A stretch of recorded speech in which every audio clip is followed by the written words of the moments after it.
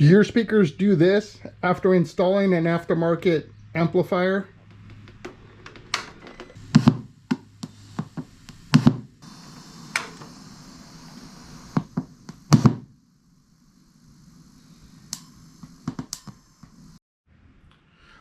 Okay guys, so you heard that. I got popping on the way as I turn it on, popping on the way when I shut it off. Every once in a while, I'll get even like a smaller screech. It's kind of hit and miss sometimes. Generally, the popping is pretty standard. Now, let's address the why. So what is causing your audio, your speakers to pop? And if you have a car, you might even have it in your car. It's not just a motorcycle thing. It has to do with how the power is being pushed through the system of your vehicle, okay? Newer equipment, it essentially boots up, right? All of these new vehicles, they have computers and the CAN bus and, you know, all this other stuff that you didn't have back in the day. So with that said, they send off multiple surges of power that their systems are programmed to account for. So as a stock unit, as a stock bike, a stock car, you don't get those popping sounds or anything like that. Now we're throwing in something that was added on and not accounted for in their programming.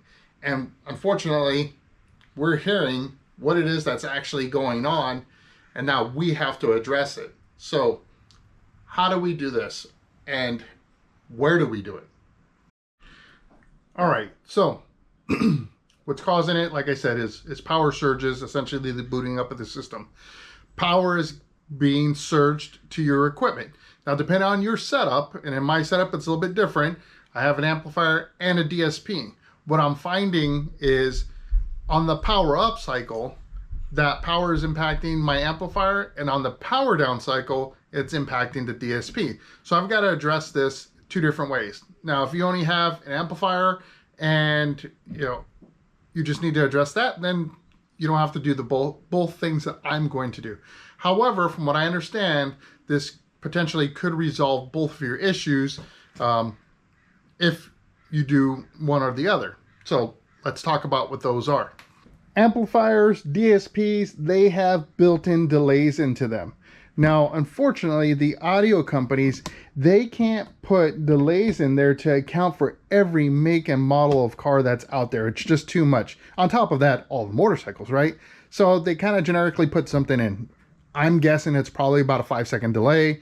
And that is to allow for those surges, that cycling of the systems to roll through. So depending on your vehicle, maybe you get lucky and that 5-second delay is enough. But for those of us that are not so lucky, we have to figure out a way to address it. So there's two different ways that you can address it. I found that using both of these, and I'll tell you which one I'm using for which, actually worked out best for me.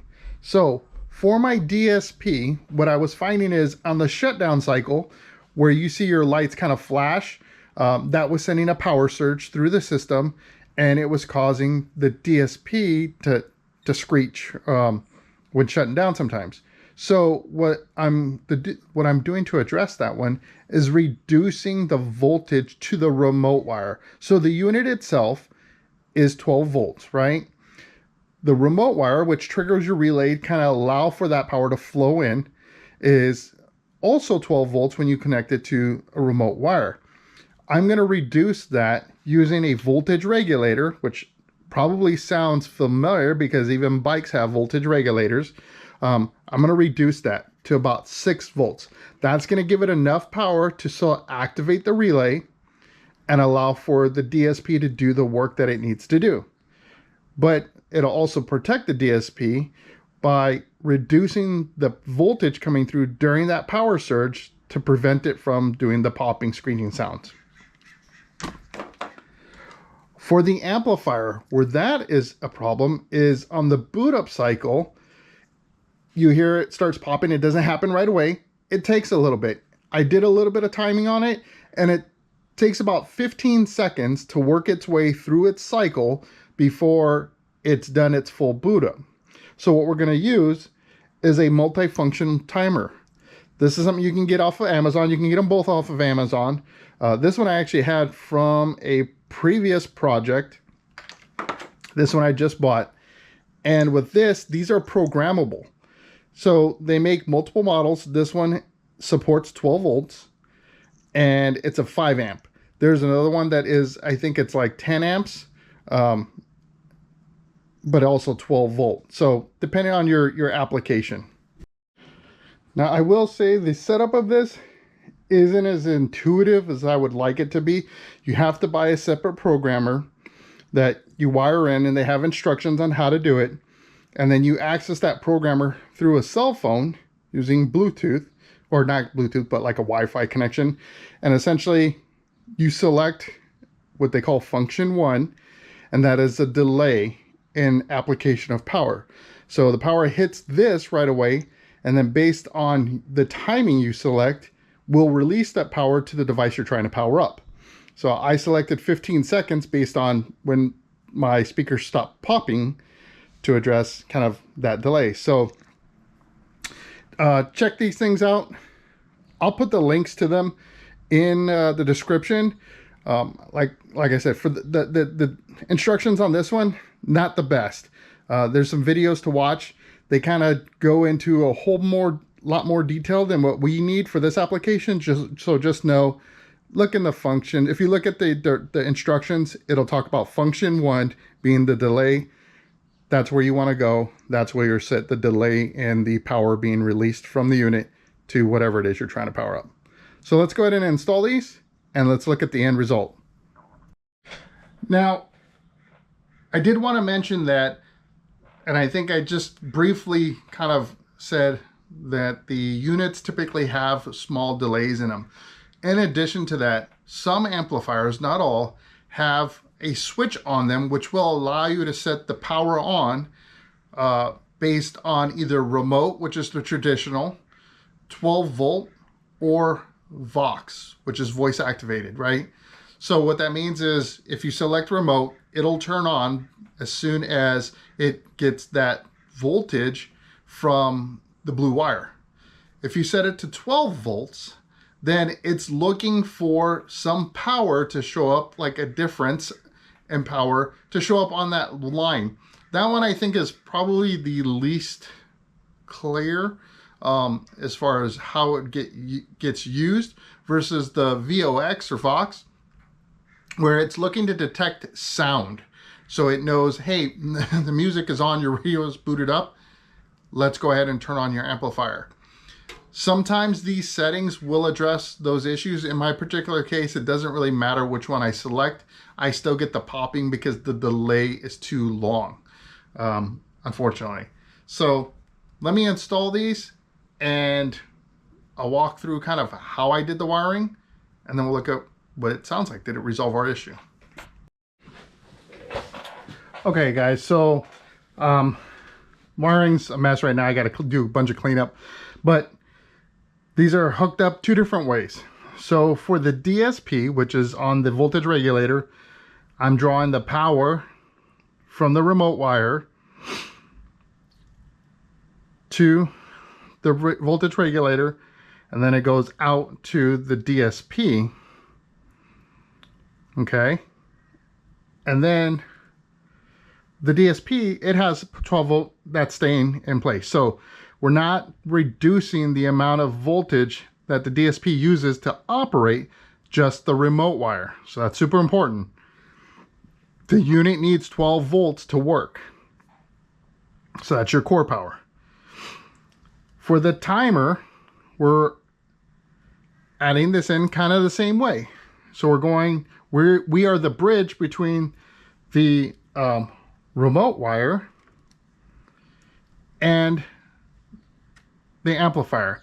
So when the remote wire gets its power, which is instantaneously, as soon as we flip that switch, it's going to delay 15 seconds and then release that power to the amplifier. That should give us enough time to stop or to essentially wait out the cycling that happens in the system that creates the popping noises, right? So let's take a look, and I'll show you each one individually how they're working. So let's start with our voltage regulator. So I'm going to go ahead and turn this on, and we should see an indication, and I might have to cycle through the screen here, but we should see an indication of 6 volts.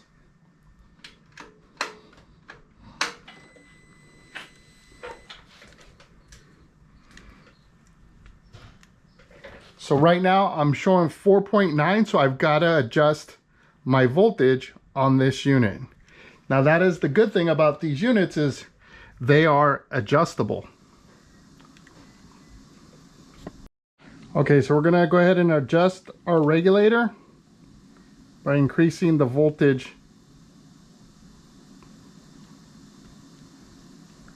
to 6 volts. So we're not quite there yet.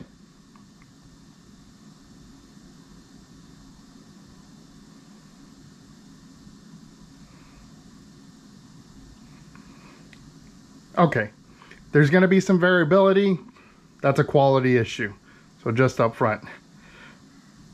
So now that we're on, we're using that 6 volts, and if you look, DSP is up and running fine.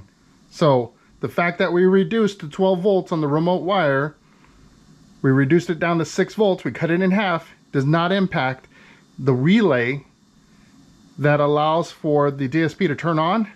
It doesn't impact it negatively, so we're good there. So that's how that works. Now let's take a look at our delay here. Now it's already on because as we were chatting away, it kind of worked through its process. So I'm going to shut it off, shut the bike off, and I'm going to turn it on so we can see how it works. Okay, so here's our delay, our timer. It's currently off because the bike is off. We're going to count 15 seconds as soon as I flip the switch, and then we should see a little red LED turn on, indicating that power is now going to our amplifier. So let me adjust here so you can see the amplifier as well, and we should see that green light turn on. Ready? Let's do this. 1, 2, 3, 4, 5, 6, 7, 8, 9, 10, 11. So I'm counting a little slow, but came on. You see our amplifier is on.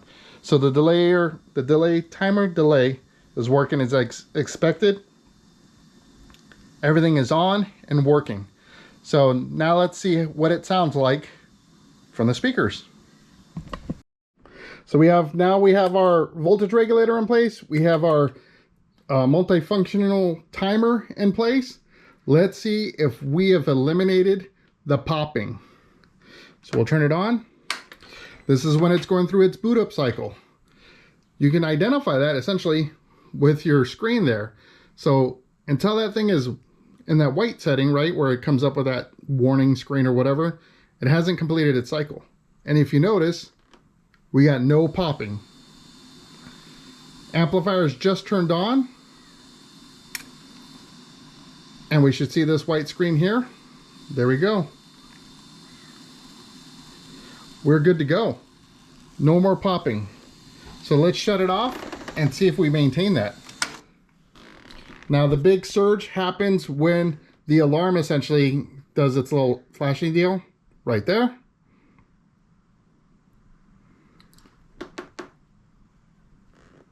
No popping, no screeching.